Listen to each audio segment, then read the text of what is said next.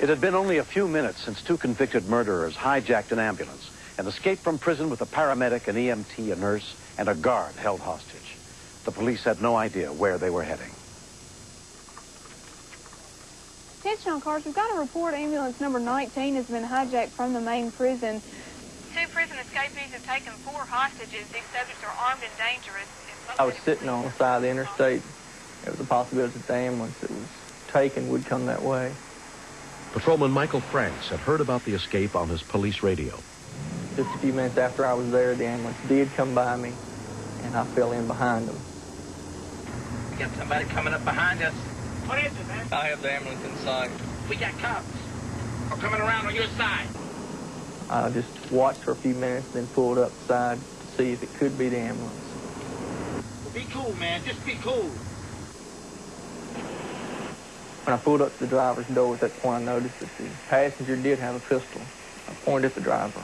He's on your side. Look. I see him. I see him. At this point, I just pulled back behind the ambulance and followed it, waiting for other cars so they could assist and stop. I doubted very seriously that I would ever go back home again. I felt that one of us would be killed. Who it would be to start with, I don't know. We got a couple of miles out the interstate and several other cars joined us. You know that you have to stop the ambulance. You're not going to solve anything by letting it leave the county. Come on, hit him! Hit him! Back there. They're going to mess this up. Hit him! Right, man!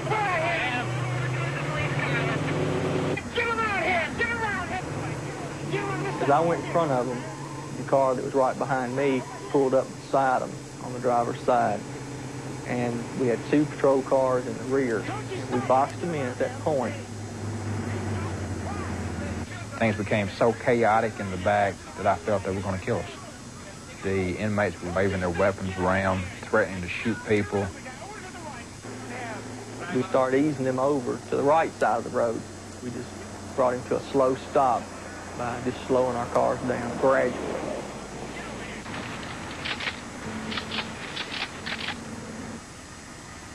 We contained them in the ambulance. The 2 that took the hostages have full control over everything.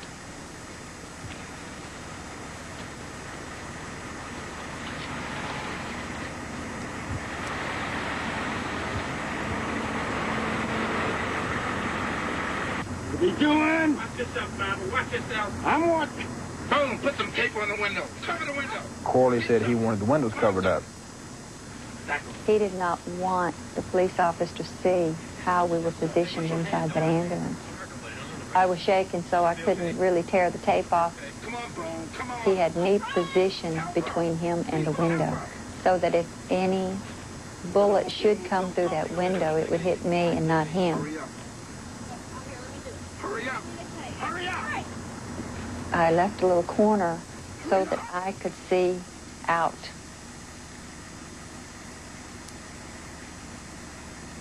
Once we contained them in the vehicle, Lieutenant Castleman and several other officers started arriving. This is Lieutenant Castleman, police department. Who am I talking to? Paramedic Tidwell. Okay, well, what do they want? They want the PD to get out of the way and let us take them down the road a piece. Then they will let us out. But they will not at this point. They are holding us hostage at this point.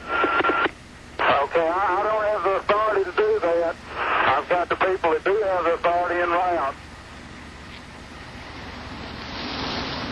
Captain Tom Dozier was the assistant team commander of the Nashville Police Department SWAT operations that night. I responded to the interstate where the ambulance had been stopped by the patrol division.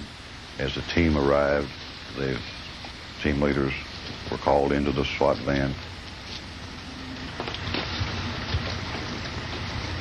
Lieutenant Ken Pence was the entry team leader. This was an unusual situation because of the extreme violence potential, the likelihood that the people were going to get killed inside, that they were going to start killing hostages. They were not your ordinary citizen.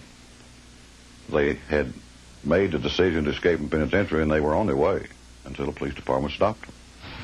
Once we found out the entire situation, then we deployed our SWAT team in units.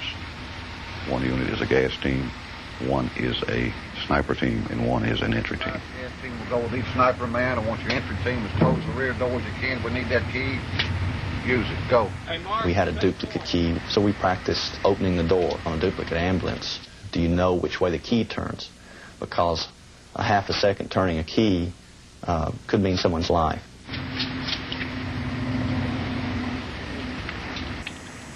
The reason we could not use gas or didn't even think about it was the tanks of oxygen inside.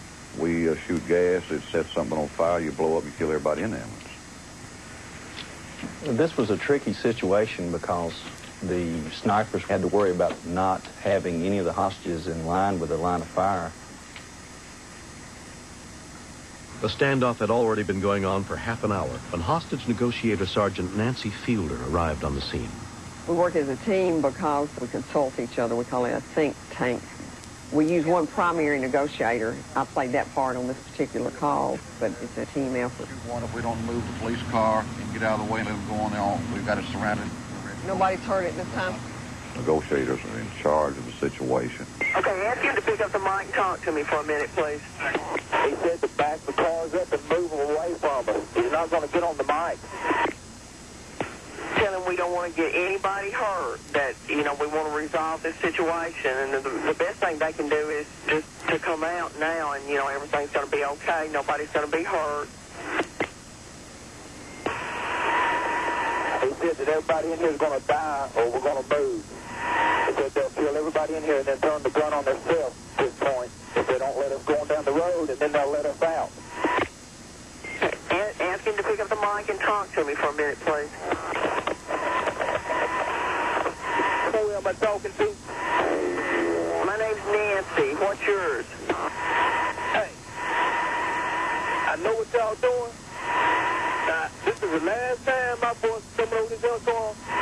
Either y'all start moving them cars up and get out of the way, I'm going to start throwing people out. That's the last word right there. And y'all can do what you want to do with it. There's a lot of pressure because if you say the wrong thing, it might make the situation more volatile.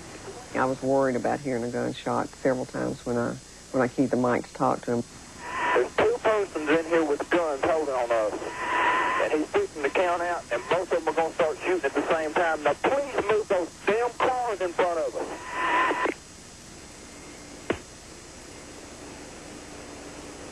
I really don't have no desire to die tonight. Please don't hurt anybody. Just talk to me for a minute. Hey, look here. And you keep on trying to tell me what you want. I'm telling you what I want. Now, instead of be active, body number one is on its way out. Don't do anything yet. Give me a minute. We're trying to get somebody to go up to the car now to move it back. Please don't do anything right yet. Look up. Poorly, if he didn't want anything except for the police to let him go. That was all he was asking, is just let me go. And that was something that was non-negotiable. We could not let him leave the scene. Nancy, he just cocked the gun and is pointed at me.